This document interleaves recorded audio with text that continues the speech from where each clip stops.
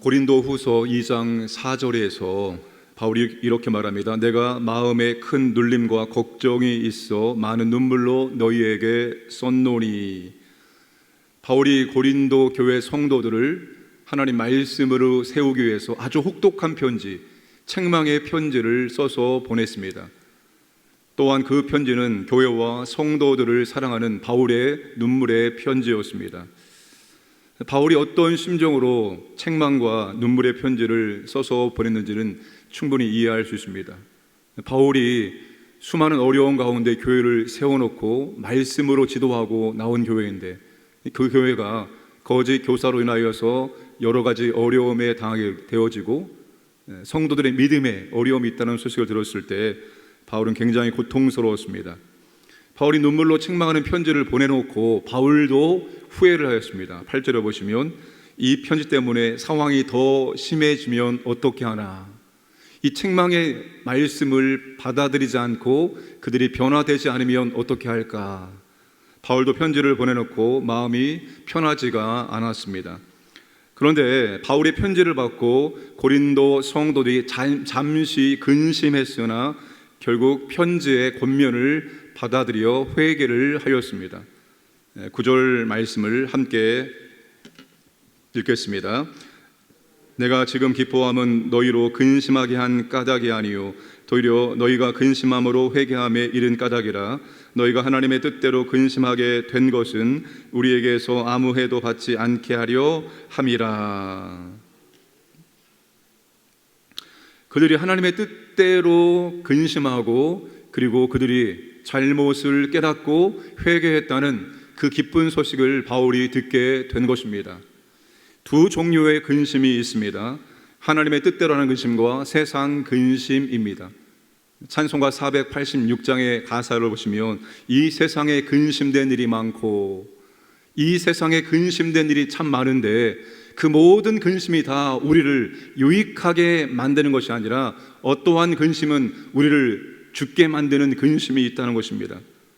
하나님의 뜻대로 하는 근심은 죄와 허물을 깨닫게 하고 회개와 구원에 이르게 하지만 세상 근심은 사망에 이르게 한다는 것입니다. 고린도 성도들이 바울의 편지를 받고 하나님의 뜻대로 어떻게 근심하고 어떻게 변화되어 줍니까? 11절 말씀을 보시면 보라, 하나님의 뜻대로 하게 된 이 근심이 너희로 얼마나 간절하게 하며 얼마나 변증하게 하며 얼마나 분하게 하며 얼마나 두렵게 하며 얼마나 사모하게 하며 얼마나 열심 믿게 하며 얼마나 벌하게 하였는가. 그들이 바울의 편지를 받고 그들에게서 나타난 변화를 바울이 말하고 있습니다. 그 열성, 그 변호, 그 의분, 그 두려워하는 마음, 그 그리워하는 마음, 그 열정, 그 응징은 참으로 놀라운 것이다 라고 바울이 말하고 있습니다. 하나님의 뜻대로 하는 근심이 어떤 근심입니까? 하나님의 뜻대로 하는 근심, 하나님의 뜻대로 하는 근심, 하나님의 뜻을 이루고자 하는 간절한 표현이고 열망입니다. 내가 하나님의 뜻을 한번 이루어보겠다, 내 삶 가운데 이것이 하나님의 뜻인데 이 하나님의 뜻을 이루고자 하는 간절함의 표현입니다. 내 믿음과 삶을 하나님의 뜻에 맞추고자 하는 그런 열정, 그게 하나님의 뜻대로 하는 근심입니다. 그리고 하나님의 뜻대로 하는 근심은 이렇게 변화된 모습이 나타나게 된다는 거예요.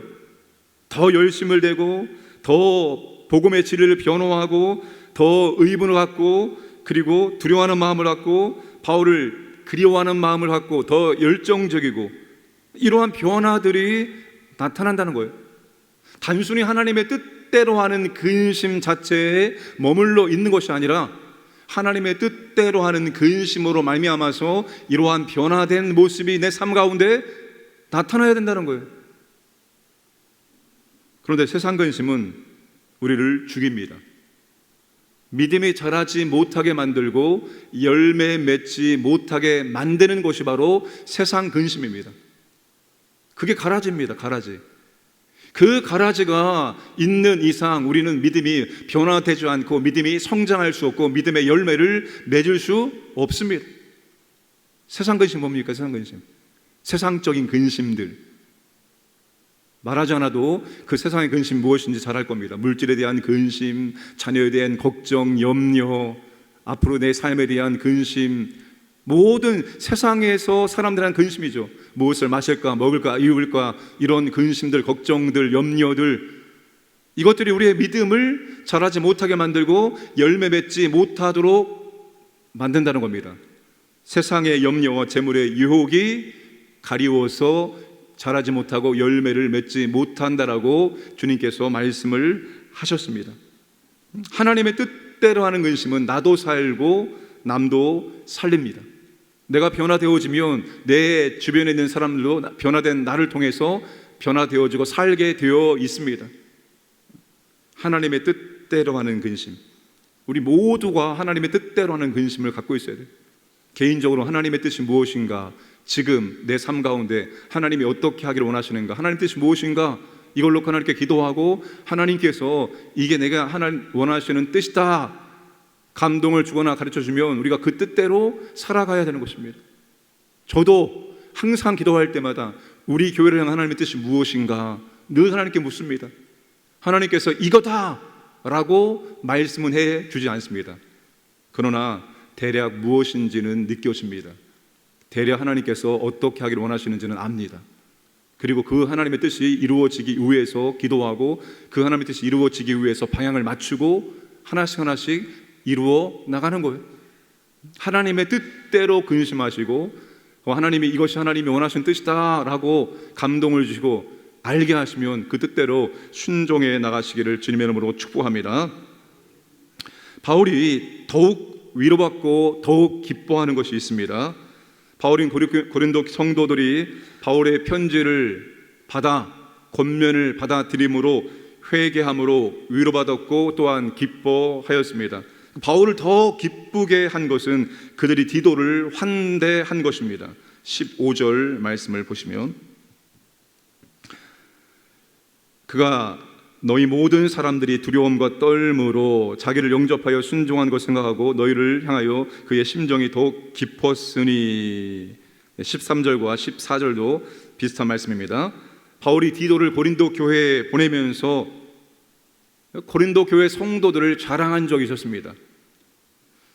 그런데 고린도 교회 성도들이 디도를 환대함으로 말미암아서 두렵고 떨린 마음으로 정중하게 따뜻하게 디도를 받아들이고 디도의 권면에 순종하는 모습을 보면서 바울이 부끄럽지 않게 되었다는 거예요. 바울이 그들을 자랑했던 것이 거짓이 아니라 참이라는 것을 그들이 입증해 주었기 때문에 바울이 부끄럽지 않게 되었다는 것을 말해주고 있습니다. 이게 바울이 더 기뻐하는 이유 중에 하나입니다. 아프더라도 권면의 말씀을 받아들여 성도로서의 정결과 거룩함을 회복하고 하나님 나라를 위한 열심을 내는 모습을 볼 때 영적 지도자가 기뻐하고 그게 그의 위로가 된다는 것입니다. 목회자의 위로와 기쁨이 무엇일까요? 목회자 위로와 기쁨은 다른 것이 아닙니다. 성도들이 예배, 기도, 말씀, 성령 충만한 신앙생활을 하는 모습을 보는 것입니다. 믿음이 점점 변화되어지고 성장해서 이제는 교회를 섬기는 사역자로 세워지는 것을 보는 거예요. 목회자의 아픔과 슬픔은 시간이 지나도 삶의 변화가, 믿음의 변화가 없는 것입니다. 시간이 오래 지나도 여전히 어린아이 수준의 믿음에 머물러 있는 모습, 그게 목회자의 아픔이고 목회자의 고통입니다. 생각해 보세요. 아기를 낳는데 그 아기가 자라지 않는 거예요. 여러분 똑같은 거예요. 원리가 아기를 낳는데 아기가 자라지 않는 것이나 믿음이 자라지 않는 것은 똑같은 겁니다. 아기가 자라지 않을 때 그 부모가 그 자라지 않는 아기를 볼 때 얼마나 마음에 고통과 아픔이 있겠습니까? 자라가야 되는데, 영적으로 태어났는데 믿음이 자라지 않아요. 시간은 10년, 20년, 30년이 지났는데 믿음의 수준은 여전히 유아 수준에 머물러 있어요. 믿음의 사람으로서 이제는 교회를 섬기고 하나님이 기뻐하시는 삶을 살아내야 되는데 아직도 유아 수준에 머물러 있는 모습 볼 때 그것은 고통입니다. 그건 슬픔입니다. 그것은 아픔입니다. 그러니 믿음은 성장하고 자라가야 되는 거예요. 바울이 지금 다른 걸 보고 기뻐하는 것이 아니에요. 그 고린도 교회 성도들의 변화와 성숙의 모습을 바울이 보고 기뻐하고 그게 바울의 위로였고 바울이 그것 때문에 즐거워하고 있습니다. 근데 믿음이라는 것이 가만히 있으며 믿음이 알아서 자라주는 것이 아닙니다. 믿음이 자라기 위해서 하나님의 절대적인 은혜가 필요하죠. 자라게 하시는 분은 하나님이시다. 근데 우리가 오해를 하면 안 됩니다. 나는 가만히 있는데 하나님의 믿음을 주심으로 말미암아서 점점 믿음이 커지는 걸로 생각해서는 안 됩니다. 나는 아무것도 하지 않는데 하나님께서 그냥 하늘의 복과 은혜를 채워주시는 것이 아닙니다. 우리 개혁주의는 우리의 책임 100%, 하나님의 책임 100%입니다. 그 100 플러스 100이 200이 되는 것이 아니라 100 플러스 100이 100이 되는 거예요.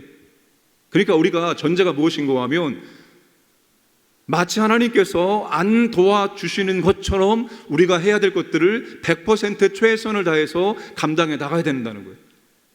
하나님이 도와주시겠지, 하나님이 해주시겠지, 하나님이 은혜 베풀어 주시겠지, 이것이 아니라 하나님이 마치 안 도와주시는 것처럼, 하나님의 은혜가 없는 것처럼 생각하고 우리가 감당할 것을 100% 감당해 나가야 한다는 것입니다. 그러니까 우리가 믿음이 성장하기 위해서 해야 될 것들을 우리가 100% 하려고 애를 쓰고 그 위에 하나님의 은혜와 하나님의 이끄심이 있을 때 우리의 믿음이 변화되어지고 성장할 수가 있는 것입니다. 하나님의 뜻대로 근심하고 근심한 결론이 무엇인가 하면 그 하나님의 뜻대로 살고자 하는 것입니다. 하나님의 말씀대로 살고자 할 때, 하나님의 뜻대로 살고자 할 때 하나님의 은혜가 있고 하나님의 능력이 있고 하나님의 함께 하심이 임하게 되는 거예요. 그러므로 우리의 믿음이 성장하게 되어지고 우리가 변화되어지고 우리의 인격이 그리스도를 닮아가는 인격으로 변화될 수가 있는 것입니다. 그러니까 아무것도 하지 않으면 믿음은 성장하지 않습니다. 우리가 원하지 않는데 하나님께서 주지 않습니다. 원하고 구할 때, 갈망할 때 너희들이 얼마나 간절했느냐, 얼마나 의분했느냐, 얼마나 열심히 있었느냐, 바울이 그걸 말하고 있습니다. 우리가 얼마나 간절한 마음으로, 얼마나 열정적인 마음으로 하나님께 나아가서 하나님의 은혜를 구하고 뜻대로 살고자 하느냐, 그거에 따라서 하나님의 은혜와 역사가 있고 하나님의 역사와 은혜가 임할 때 우리의 믿음이 변화되어질 수 있습니다. 그러니 오늘 우리도 믿음의 변화와 성장을 위해서 우리가 해야 될 것들을 멈추지 않고 끝까지 지속하기를 주님의 이름으로 축복합니다. 기도하겠습니다. 고환율, 고금리, 고물가, 경제 삼중고로 어려운 가운데 있습니다.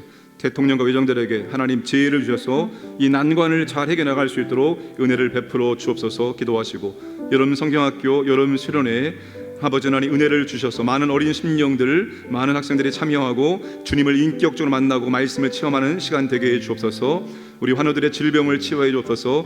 변화와 성숙을 위해서 하나님의 뜻대로 근심하고 하나님의 뜻이라 생각되어지면 우리가 순종할 수 있도록 은혜를 베풀어 주옵소서 기도하겠습니다. 아버지 하나님 감사합니다. 세계가 아버지 하나님 힘들고 어려운 가운데 있습니다. 고환율, 고금리, 고물가로 경제 삼중고 가운데 있습니다. 주여 도와주옵소서. 이때 아버지 하나님의 지혜와 능력이 필요합니다. 대통령과 의정자들에게 아버지 하나님 하늘의 지혜를 주셔서 이 난관을 아버지 해결해 나갈 수 있도록 도와주시고 인도하여 주옵소서. 산적한 아버지 문제들이 있습니다. 아버지 하나님 올바른 정책을 세워서 문제들을 해결할 수 있도록 아버지 하나님 은혜를 베풀어 주옵소서. 여름 성경학교와 여름 수련회가 진행 중에 있습니다. 많은 어린 심령들, 많은 학생들이 참여하게 하시고 성령의 은혜와 능력 가운데 말씀을 체험하고 우리 주님을 인격적으로 만나기를 원합니다. 주여 은혜를 주옵소서. 건강하게 안전하게 모든 여름 사역이 진행되어 마칠 수 있도록 인도해 주옵소서. 하나님의 질병을 아버지 하나님이 치료해 주시고 아버지 하나님 믿음으로 주님 바라보며 감당할 수 있도록 역사하여 주옵소서. 하나님 아버지 하나님의 뜻대로 근심하기를 원합니다. 하나님의 뜻이라 생각되어지면 그저 순종하기를 원합니다. 변화와 성숙이 날마다 우리의 삶 가운데 임할 수 있도록 하나님 아버지 은혜를 주시고 인도하여 주시옵소서. 하나님 아버지, 이 나라가 경제 삼중고 가운데 있고 여러 가지 산적한 문제들이 있습니다. 대통령과 의원들에게 하늘의 지혜를 주셔서 이 문제들을 잘 풀어나갈 수 있도록 도와주시고 인도하여 주시옵소서. 교회가 여름 성경학교와 여름 수련을 진행하고 있습니다. 많은 어린 심령들, 많은 학생들이 참여하게 하시고 아버지 하나님, 성령님의 은혜와 능력 가운데 말씀을 체험하고 주님을 영접할 수 있는 놀라운 은혜를 허락하시고 인도하여 주옵소서. 안전하게 건강하게 모든 일정이 진행되어지고 마칠 수 있도록 함께하여 주옵소서. 우리 환우들의 질병을 치유하시고 아버지 하나님, 믿음으로 주님 바라보며 감당할 수 있도록 역사하여 주옵소서. 우리가 하나님의 뜻대로 근심하게 하여 주옵소서. 세상 근심은 사막에 이르게 하나 하나님의 뜻대로 하는 근심은 죄와 허물을 깨닫게 하고 회개와 구원에 이르게 하고 우리의 믿음을 성장시킬 수 있습니다. 우리가 날마다 변화와 성숙을 위해서 하나님의 뜻을 추구하고 순종할 수 있도록 믿음을 도와여 주옵소서. 오늘도 광인의 모든 가족들 일상의 삶 속에서 하나님의 존재와 하나님의 성품과 하나님의 역사와 능력을 체험하고 하나님께 감사와 찬송을 올려드리는 복된 날을 살아갈 수 있도록 은혜를 베풀어 주옵소서. 감사드리며 예수님의 이름으로 기도드리옵나이다. 아멘.